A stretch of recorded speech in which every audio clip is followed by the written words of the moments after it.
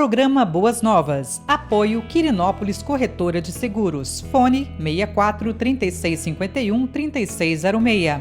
Duartes Restaurante Buffet. Fone 62 98248 2686. Medmax Sanduicheria. Fone 62 99217 3772. Programa Boas Novas. Apresentação: Pastor Hamilton Silva.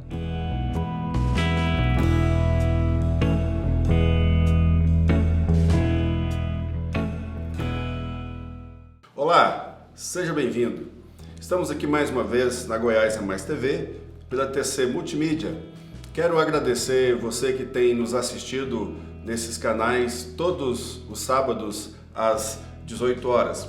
Quero pedir você também que nos ajude curtindo, comentando, compartilhando o nosso programa para que outras pessoas possam nos assistir e a palavra de Deus seja divulgada, a palavra de Deus possa ser vista por mais e mais pessoas cada vez mais. Quero também, nesse momento, agradecer aos nossos queridos, amados patrocinadores que têm nos ajudado no nosso programa Boas Novas. Nesse programa de hoje, eu quero compartilhar com você Marcos, capítulo 6, de 1 a 6, que diz assim: Tendo Jesus partido dali, foi para a sua terra e os seus discípulos o acompanharam. Chegando o sábado, passou a ensinar na sinagoga. E muitos, ouvindo, se maravilhavam, dizendo: De onde vêm estas coisas? Que sabedoria é esta que lhe foi dada? E como se fazem tais maravilhas por suas mãos? Não é este o carpinteiro, filho de Maria, irmão de Tiago, José, Judas e Simão? E não vive aqui entre nós suas irmãs?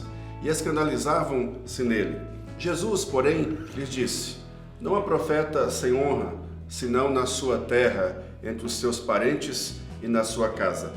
Não pôde fazer ali nenhum milagre, senão curar uns poucos enfermos, impondo-lhes as mãos. Admirou-se da incredulidade deles. Contudo, percorria as aldeias circunvizinhas a ensinar. Eu quero dialogar com você algumas coisas importantes nesse capítulo. Nesse capítulo temos registros importantes do ministério de Jesus na região da Galileia. Segundo o relato bíblico, Jesus vai para Nazaré, cidade a cerca de 50 quilômetros de Cafarnaum. Em Nazaré, Jesus foi rejeitado e ali sabemos que eles o conheciam desde menino. Não podiam crer que Jesus Cristo era um portador da mensagem da parte de Deus. Então, dentro desse tema, eu quero trabalhar o tema de hoje. Você também rejeita Jesus? O primeiro argumento que nós temos que usar aqui é Jesus, o Messias prometido.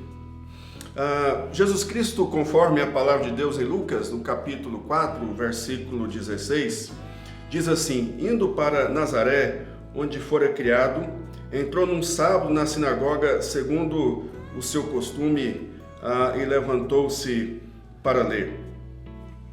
De fato, Jesus Cristo, quando ele vai ali à sinagoga, conforme Lucas registra bem claro, como era seu costume, né? Isso com certeza desde os tempos da infância de Jesus Cristo, mas ele, lendo o texto de Isaías, no capítulo 61, do verso 1 ao versículo 3, esse relato nós encontramos um relato mais abrangente, um relato com mais detalhes no Evangelho de Lucas, no capítulo 4. Então, nosso primeiro argumento é que Jesus é o Messias prometido. Jesus, no poder e na autoridade do Espírito Santo, manifestou seu poder na Galileia e ensinava nas sinagogas. E o texto que Jesus Cristo lê de Isaías diz assim: O Espírito do Senhor Deus está sobre mim, porque o Senhor me ungiu para pregar boas novas aos quebrantados. Enviou-me a curar os quebrantados de coração, a proclamar libertação aos cativos e a pôr em liberdade os algemados, e a pregoar o ano aceitável do Senhor, o dia da vingança do nosso Deus, a consolar todos que choram e pôr sobre os que em Sião estão de luto uma coroa em vez de cinzas, óleo de alegria em vez de pranto, veste louvor em vez de espírito angustiado, a fim de que se chamem carvalhos de justiça plantados pelo Senhor para a sua glória. E aí Jesus Cristo, ele coloca diante dos judeus, diante daqueles que estavam na sinagoga, ele se apresenta como de fato aquele que o profeta Isaías havia anunciado, havia predito séculos antes, acerca da sua vinda, como sendo aquele que fora prometido por Deus para resgatar o seu povo, para libertar o seu povo, para trazer a bênção gloriosa de dias melhores para a vida do seu povo, tendo o primeiro elemento glorioso, maravilhoso, que é a salvação em Jesus Cristo. Jesus, então, é aquele que ensinava, mas qual era o ensino de Jesus? Jesus Cristo, ele pregava acerca do reino. E aqui eu quero gastar alguns momentos mostrando para você em poucas palavras, de forma bem sintética, acerca do que vem a ser o reino dos céus, o reino de Deus, que nós podemos e possamos compreender nesse dia. O significado geral é que Deus é o Rei eterno. Deus reina sobre tudo, sobre todas as coisas. O significado do reino no Antigo Testamento, em sua maior parte, limitado às pessoas e terra de Israel. Mas esse conceito vai expandindo dentro da perspectiva da revelação progressiva de Deus, de que no Novo Testamento o Reino de Deus é chegado até nós por meio do nascimento de Cristo, filho de Davi, filho de Deus. Então, nesse sentido, nós temos agora a inauguração do reino, e esse reino prossegue conforme o próprio Senhor Jesus Cristo diz em Mateus 24, versículo 14, que diz: "E será pregado este evangelho do reino por todo o mundo, para testemunho a todas as nações, então virá o fim."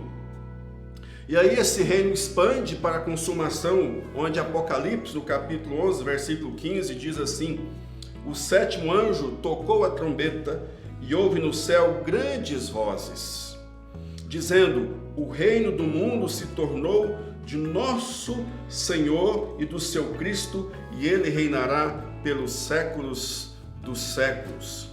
Então, assim, queridos, o reino de Deus no Novo Testamento é estendido a todos os povos e nações. Então, nós temos a inauguração desse reino glorioso com o nascimento de Jesus. Então, Jesus Cristo vem, inaugura o reino. João Batista anuncia como precursor de Jesus desse reino, diz: arrependei-vos, porque o reino de Deus está próximo. Então Jesus Cristo, ele vem com graça, poder sobre os demônios, poder sobre a morte, poder sobre as enfermidades, poder sobre os poderes da natureza. E aí Jesus Cristo diz que essa manifestação é o reino de Deus que é chegado até vós. Então Jesus Cristo é aquele que vem, inaugura esse reino glorioso e nos leva, então, assim, à consumação de todas as coisas. E aí, gloriosamente, o reino de Deus se expande por todo o mundo, por todos os lugares onde a palavra de Deus é pregada. Mas essa mensagem de Jesus Cristo como sendo o Filho de Deus, como sendo prometido, aquilo que é expresso em Isaías capítulo 61, nos leva ao segundo argumento: Jesus, o Messias rejeitado. A pergunta que eles fazem é: de onde vem essa sabedoria? Aqui, queridos, eu quero dizer para você de forma tranquila que aquelas pessoas ali de Nazaré conheciam acerca da história de Jesus. Desde o momento em que Maria recebeu do anjo Gabriel, passando por todos os eventos, situações, circunstâncias que diz respeito a Jesus Cristo. E o capítulo de Lucas, capítulo 2, dois versículos, versículo 40 e o versículo 52, é muito esclarecedor para mim e para você, que fala acerca de Jesus respondendo a essa pergunta daquelas pessoas que estavam ali na sinagoga em Nazaré. Crescia o menino e se fortalecia, enchendo-se de sabedoria e de graça, e a graça de Deus estava sobre ele. E crescia Jesus em sabedoria, estatura e graça diante de Deus e diante dos homens. O versículo 40 diz respeito àquele evento maravilhoso em que Ana e o profeta Simeão, quando Jesus foi levado ao templo, e o versículo 52 já diz respeito a Jesus Cristo, quando sendo já com 12 anos, indo com a sua família para Jerusalém, ele está ali debatendo com os doutores. Então, queridos, essa sabedoria de Jesus era conhecida desde a sua infância, aonde Jesus Cristo crescera. A outra pergunta deles, como faz essas maravilhas? Então, queridos, Jesus Cristo, ele possuía todas as credenciais de profeta no seu ensino, milagres e autoridade, conforme predito por Moisés em Deuteronômio, capítulo 18, do verso 15, verso 17 e verso 18, que eu quero compartilhar com você. O Senhor Deus te suscitará um profeta do meio de ti, de teus irmãos, semelhante a mim. A ele ouvirás. Suscitar-lhes-ei um profeta do meio de seus irmãos, semelhante a ti, em cuja boca porei as minhas palavras, e ele lhes falará tudo o que eu lhe ordenar. Então, queridos, eles questionavam a qualificação e a formação de Jesus, bem como a sua autoridade. Eles agiam com preconceito. Não obstante, toda a fama de Jesus Cristo ali em Cafarnaum, que ele mesmo registra, dizendo, olha, os mesmos milagres que fez em Cafarnaum, fazem aqui também na tua terra. Então, queridos, eles estavam puramente tomados de preconceitos, mas eles sabiam de onde vinha o poder e a capacidade de Jesus. Jesus Cristo, então, sendo o Filho de Deus, onde foi tomado pelo poder, foi ungido com poder, conforme ele relata, citando o texto de Isaías, capítulo 61, então ele fazia os milagres, expressando a glória e a manifestação de Deus diante deles. Um outro argumento que temos aqui é que Jesus Cristo, ele fica admirado da incredulidade deles. Então veja só, Jesus Cristo, ele é apresentado como carpinteiro, filho de José, no mesmo relato desse episódio em Lucas, capítulo 4, versículo 22. Filho de Maria em Marcos, no capítulo 6, versículo 3. Em ambos os relatos, Jesus é apresentado como tendo outros irmãos que são filhos de Maria. Tudo isso forma um conjunto de preconceito contra Jesus em relação à sua reivindicação. Diante disso, segundo as Escrituras, Jesus não fez ali muitos milagres, mas ele impôs as mãos sobre alguns e eles foram curados. Mas eu quero relatar para você, dentro desse aspecto da incredulidade e do fato de Jesus Cristo realizar não muitos milagres na sua própria terra, 3 considerações. A primeira delas é que não faltava poder em Jesus, porque isso é muito claro, evidente, narrado nas Escrituras, no capítulo 4 de Lucas, verso 14 e verso 15, que Jesus Cristo no poder do Espírito, então não faltava poder em Jesus. Mas outro argumento é que, em segundo lugar, que a fé nem sempre era necessária, mas era um pré-requisito. Além disso, queridos, os milagres tinham um aspecto, um objetivo de apontar para a salvação da pessoa, não somente a cura física, mas também uma renovação, uma transformação espiritual. E um outro propósito, outra circunstância pelo qual eles estavam incrédulos, tem a ver com Isaías, no capítulo 6, versículo 9, aí o versículo 10, que diz assim: torne insensível o coração deste povo, endurece-lhes os ouvidos e fecha-lhes os olhos, para que não venha a ele a ver com os olhos, e a ouvir com os ouvidos, e a entender com o coração, e se converta e seja salvo. Portanto, essa manifestação dos milagres de Jesus também era predito pelos profetas, especialmente por Isaías, e também era predito que mesmo eles vendo, ouvindo, não iriam entender e não iriam crer, para que não fossem salvos. Então a manifestação de Jesus ali também naquele lugar era para o endurecimento do coração daquelas pessoas. Então, queridos, o primeiro argumento que Jesus Cristo é o Messias prometido. O segundo argumento que nós temos dentro do tema, se você também rejeita Jesus, Jesus de fato esse é um Messias rejeitado pelos seus. E o terceiro e último argumento que conclui esta palavra, essa estada de Jesus Cristo em Nazaré, Jesus, o Messias odiado. Por que Jesus Cristo, então, naquele momento, as pessoas são tomadas de fúria, expulsam Jesus dali, da cidade onde ele nascera, na sinagoga onde ele crescera, ouvindo os ensinamentos, e querem atirá-lo precipício abaixo? Jesus Cristo usa dois exemplos acerca daquela viúva de Sarepta, de Sidom, nos dias de Elias e de Naamã, o sírio, nos dias de Eliseu, onde a palavra de Deus diz claramente que havia outras viúvas em Israel naquela fome, mas Deus enviou Elias a uma viúva fora de Israel. E nos dias de Eliseu haviam outros leprosos, mas Eliseu cura Naamã, o sírio, melhor dizendo, claramente demonstrando esse amor de Deus se expandindo além das fronteiras de Israel. Eu quero me ater mais na aplicação e vamos voltar ao último argumento. A aplicação para mim e para você à luz desse texto é, em primeiro lugar, Jesus, o Messias prometido, traz salvação. O Jesus prometido, ele veio para evangelizar, ele veio para libertar os cativos, ele veio para a restauração da vista aos cegos, a pôr em liberdade ao cativo e oprimido do diabo.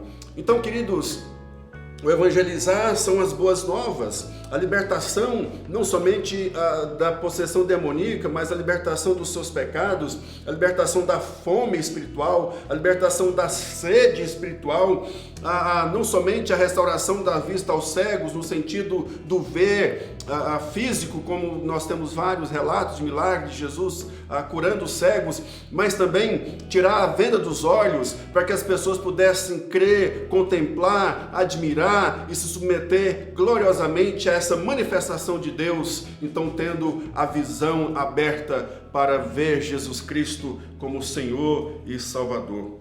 Para pôr também em liberdade o cativo do diabo, o oprimido do diabo, aquele que não tem alegria, aquele que não tem esperança, aquele que está vivendo uma vida totalmente desesperançada. E Jesus Cristo, então, tomado pelo Espírito Santo de Deus, como enviado de Deus, como manifestação da glória poderosa de Deus, ele veio, então, como Messias prometido para trazer salvação. Em segundo lugar da nossa aplicação, Jesus, o Messias prometido, traz cura e libertação. O poder miraculoso de Jesus para impor as mãos. Jesus Cristo, ele toca naquele leproso, dando a ele a cura física, mas também a cura espiritual. Jesus é aquele que toca onde ninguém toca. Jesus é aquele que abraça quando outros não querem abraçar. Jesus é aquele que está com aquele que ninguém quer mais estar. Esse é o Jesus Cristo glorioso, maravilhoso, que produz cura e libertação. E em último lugar, Jesus, o Messias prometido, traz amor, misericórdia do Pai aos desprezados.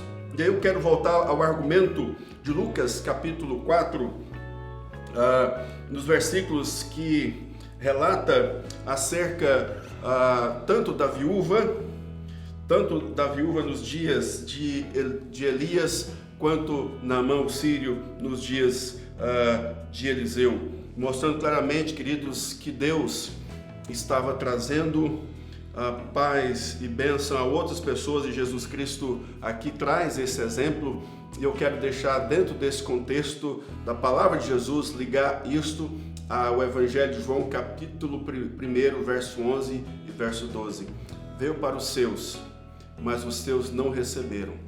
Mas todos quantos receberam, deu-lhes o poder de serem feitos filhos de Deus, a saber, os que creem no seu nome.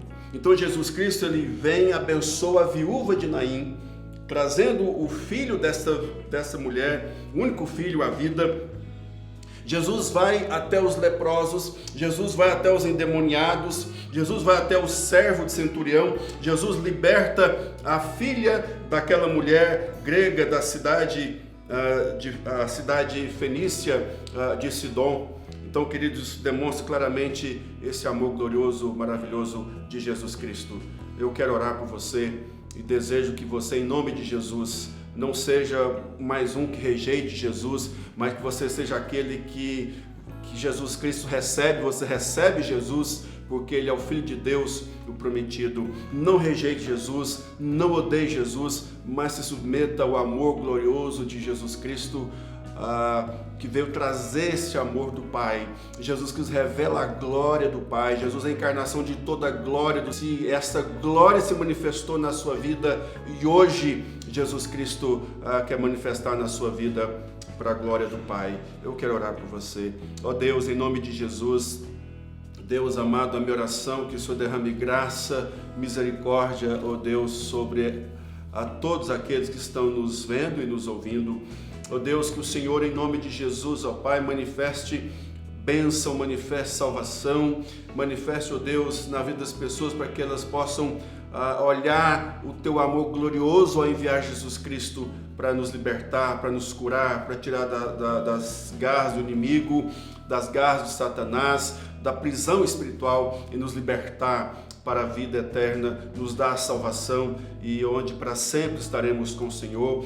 Mas, ó Deus, enquanto nós estivermos nessa vida, no vale da sombra da morte, assim mesmo o Senhor está conosco. Quando nós estivermos passando por dores, lutas e sofrimentos, a tristeza da vida, a Tua glória, a Tua presença há de nos sustentar, há de nos abençoar e há de nos dar a vitória em nome de Jesus. Glória a Deus. Amém.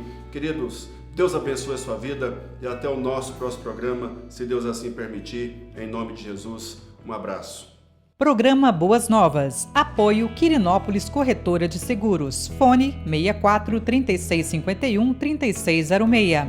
Duartes Restaurante Buffet. Fone 62 98248 2686. Medmex Sanduicheria. Fone 62 99217 3772. Programa Boas Novas. Apresentação: Pastor Hamilton Silva.